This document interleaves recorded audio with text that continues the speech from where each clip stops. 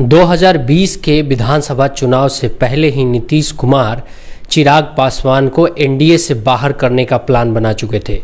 बहुत सारे लोग इस बात को जानकर हैरान हो जाएंगे कि आखिर नीतीश कुमार ने ऐसा क्यों किया, जबकि 2017 में एनडीए के साथ में चिराग पासवान थे।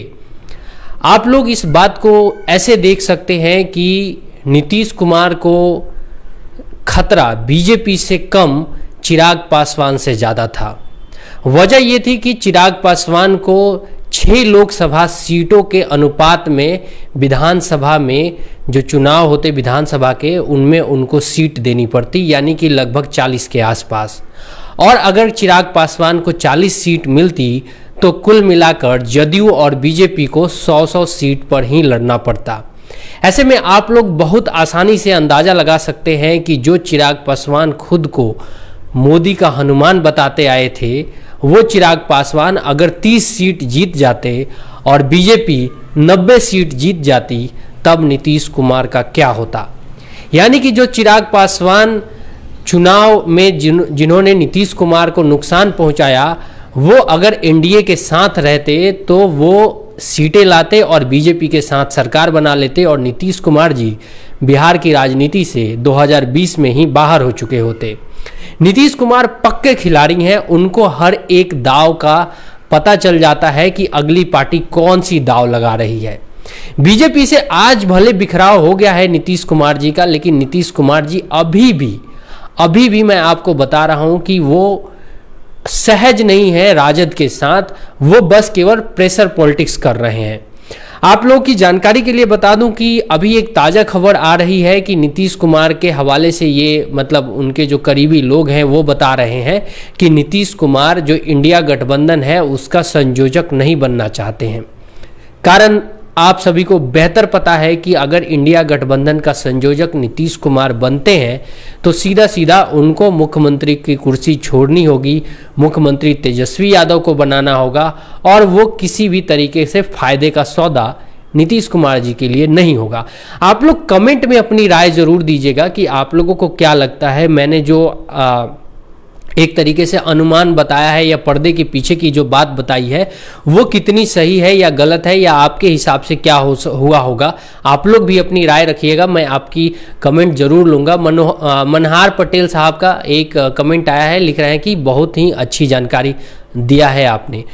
तो दरअसल देखिए, नीतीश कुमार जी ये बहुत अच्छे से जान गए थे कि 2020 के चुनाव में अगर चिराग पासवान को जितनी उनकी लोकसभा सीट थी उनकी पार्टी की, यानी कि 6 थी, और उसके अनुपात में अगर सीटें 40 के आसपास दी जाती हैं तो सीधा सीधा ये होगा कि बीजेपी अगर 100 सीट पे लड़ती है 80 जीतती है, और अगर 40 सीट पे अगर एलजेपी लड़ती है और 30 जीतती है, तो यही दोनों मिलकर सरकार बना लेंगे। नीतीश कुमार के पार्टी की ज़रूरत ही नहीं होगी। इसीलिए नीतीश कुमार ने गठबंधन से ठीक पहले एनडीए का जो सीट शेयरिंग का फॉर्मूला 2020 में तैयार हो रहा था विधानसभा चुनाव का, उसके पहले नीतीश कुमार जी ने सीधे सीधे कह दिया कि देखिए 122 सीट हमारी होगी, 121 सीट बीजेपी की होगी, यानी 243 में 122 पे जदयू रहेगी और जदयू के साथ जितनी पार्टियां होंगी वो जदयू अपने कोटे से देगी और बीजेपी 121 में से अपने जो गठबंधन के साथी हैं उनको देगी। अब ऐसे में जो चिराग पासवान और बीजेपी ये कह रहे थे कि एनडीए गठबंधन में 3 बड़ी पार्टियां हैं जो कि लोकसभा चुनाव लड़ी हैं और उनके आधार पर सीटों का बंटवारा होना चाहिए। उस लिहाज से जैसे कि 17-17 और 6 का फॉर्मूला था लोकसभा चुनाव में, 17 सीट बीजेपी लड़ी थी, 17 सीट जदयू लड़ी थी और 6 सीट किसको मिला था?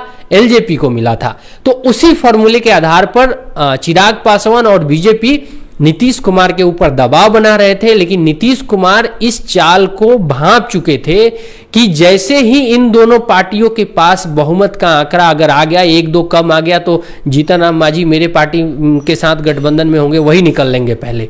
अब आप सभी को पता है, मांझी जी हो गए, चाहे चिराग पासवान जी के पिताजी थे, चाहे जो भी छोटे क्षेत्रीय दल हैं जिनकी 5, 7, 10 की संख्या होती है विधायकों की, वो ज़्यादातर सरकार में ही रहना पसंद करते हैं, क्योंकि उन्हें पता होता है कि अगर वो सरकार में नहीं रहेंगे तो उनकी पार्टी टूट जाएगी।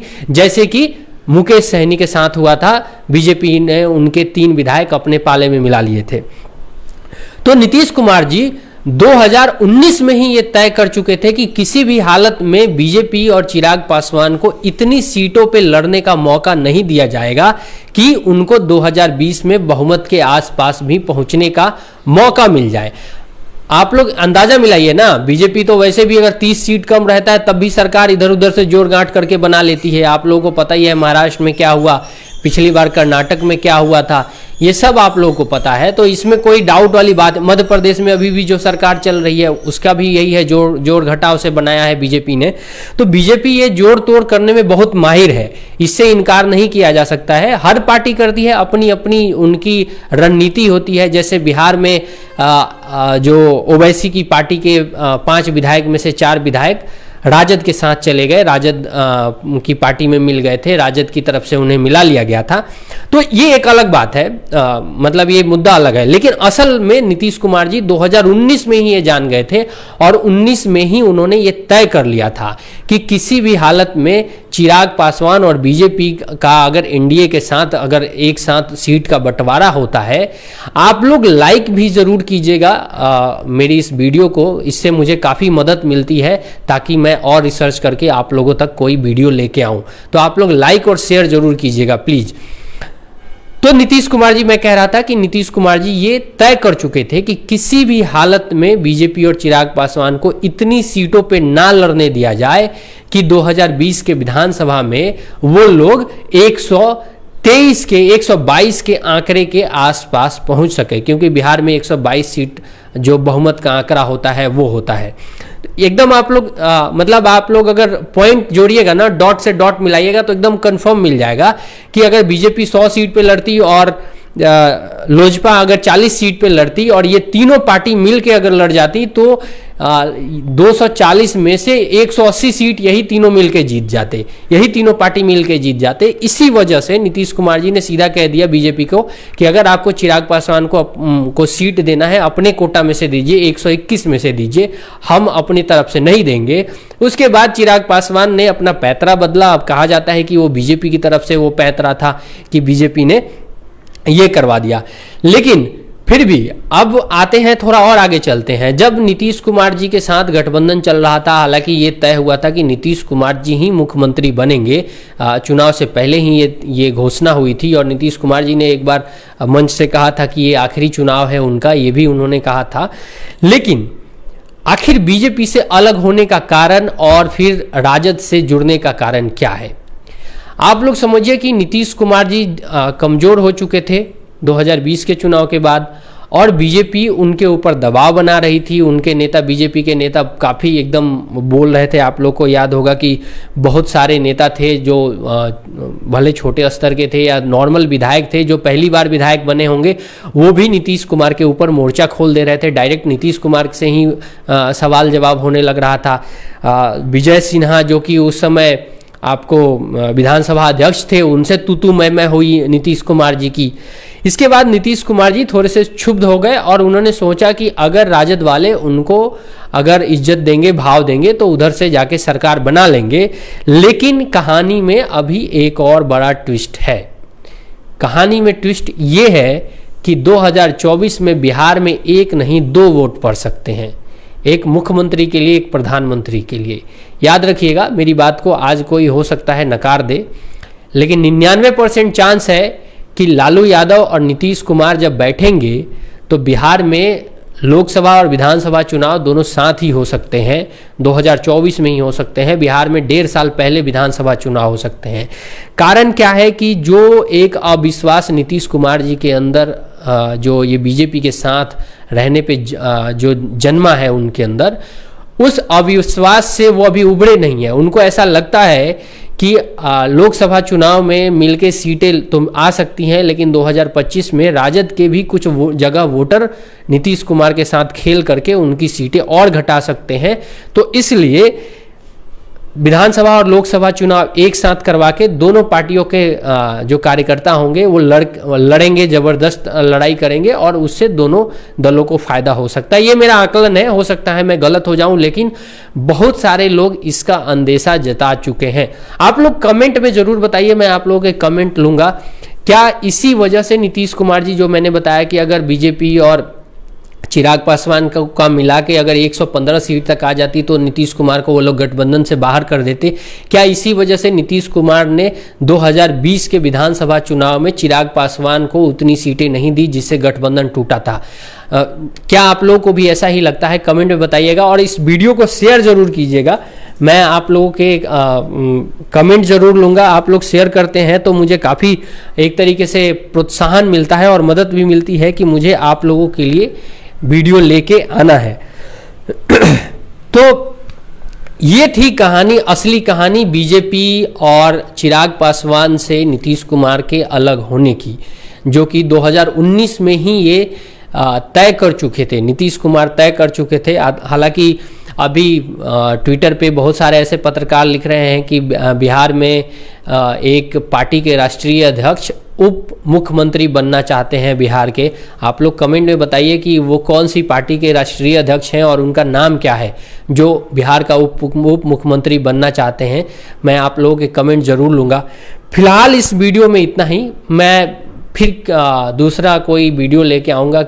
कल मैं एक वीडियो लेके आऊँगा, नीतीश कुमार जी एनडीए का संयोजक नहीं बनना चाहते हैं, ऐसी खबर निकल के सामने आ रही है। उस पर डिटेल में हम लोग बात करेंगे कि आखिर नीतीश कुमार जी क्यों इंडिया गठबंधन का संयोजक नहीं बनना चाहते हैं। मनहार पटेल जी लिख रहे हैं बिहार में भाजपा को अकेले लड़ना चाहिए। नहीं, बिहार में भाजपा अकेले लड़के कुछ भी हासिल नहीं कर सकती है।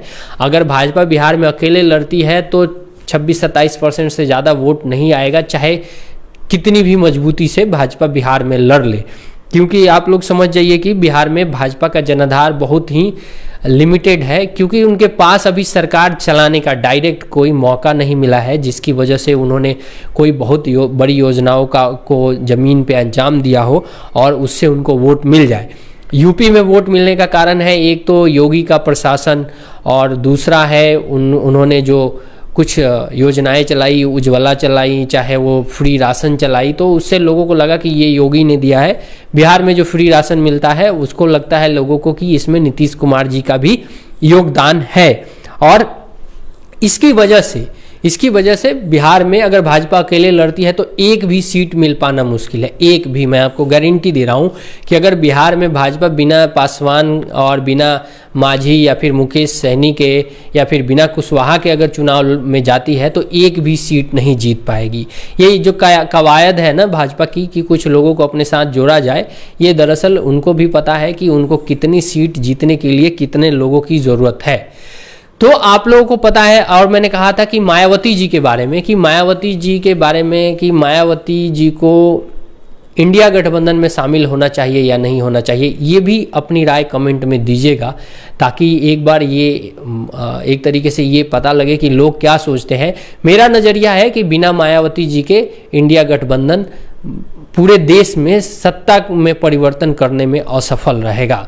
अगर किसी को भी अगर सत्ता में आना है तो यूपी में बीजेपी को समेटना होगा, यूपी में बीजेपी को 30 सीट के आसपास रोकना होगा। अगर बीजेपी को 30 से नीचे रोकने में कामयाब रह गए तो फिर बीजेपी को सत्ता से बाहर करने की संभावना व्यक्त की जा सकती है। लेकिन उसके लिए कांग्रेस, मायावती, अखिलेश यादव, जयंत चौधरी सभी को एक साथ आना होगा, जो अभी तक तो नहीं लग रहा है।